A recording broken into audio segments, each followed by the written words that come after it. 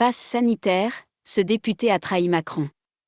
Bonjour et bienvenue sur notre chaîne YouTube Bootman TV. Abonnez-vous et likez nos vidéos afin de recevoir plus de contenu sur l'actualité.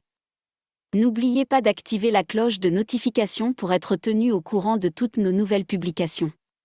Fermement opposé au pass sanitaire, le député LREM Pacôme Rupin a fait grincer des dents chez ses collègues de la majorité. Les rares qui n'ont pas soutenu les mesures décidées par Emmanuel Macron sont en effet accusés de trahison, comme un député le raconte dans L'Opinion. Même au sein du groupe LREM, l'extension du pass sanitaire a provoqué de sérieux remous. Pas vraiment habitué à sortir du rang, le jeune député Pacôme Rupin vient pourtant de se faire remarquer, il a fait partie de la poignée de marcheurs ayant voté contre le projet de loi en première lecture. Je n'imagine pas vivre dans une société dans laquelle on demande des données personnelles de santé pour se rendre dans un centre commercial ou un café, a-t-il insisté dans Le Point. Il faut aussi savoir mettre des limites aux mesures de sécurité sanitaire. Dimanche, il n'a pas été voté lors de l'adoption définitive du texte. Car ses collègues n'ont pas apprécié de le voir aller à contre-courant.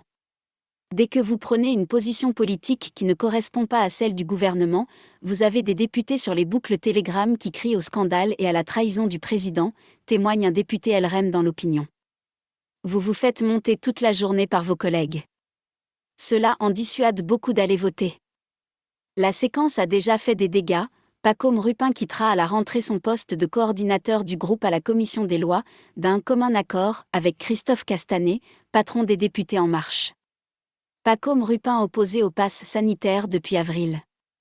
Si l'élu parisien comprend l'étonnement, voire la colère de ses collègues, comme il l'assure dans un message adressé aux marcheurs de sa circonscription, celui qui était opposé au pass sanitaire dès avril n'a pas voulu trahir ses convictions. Beaucoup ont changé d'avis, et je le conçois, mais pas moi, souligne le député et militant de longue date de la lutte contre le sida. Sans oublier de glisser un mot sur Emmanuel Macron, le président ne décide pas de tout seul, par allocution. De quoi susciter encore quelques réactions sur Telegram. Likez nos vidéos et partagez-les afin de faire grandir la communauté.